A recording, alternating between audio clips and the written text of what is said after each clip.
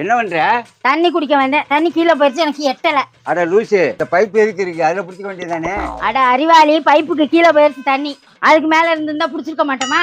வந்து மோந்து கொடுங்க. ஐயோ, போன் விழுந்துச்சு தனியா ஒன்னால.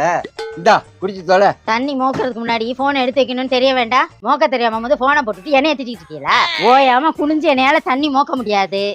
அதனால வாங்குங்க ஒரு வாட்டர் பம்பு. வாங்கலாம் வாட்டர் பம்பு, ஆனா அதை அடிக்கடி செய்யும் பம்பு. சொன்னா நீ இதை நம்பு. அவ்வளவு விலை கொடுக்க என்கிட்ட இல்ல தெம்பு. ஏதாவது ஒரு மாத்து வழி பண்ணி தொலைங்க. இதுக்கு போய் ரைமிங்கா பேசுறேன்னு என்னைய போட்டு கொள்றீங்க.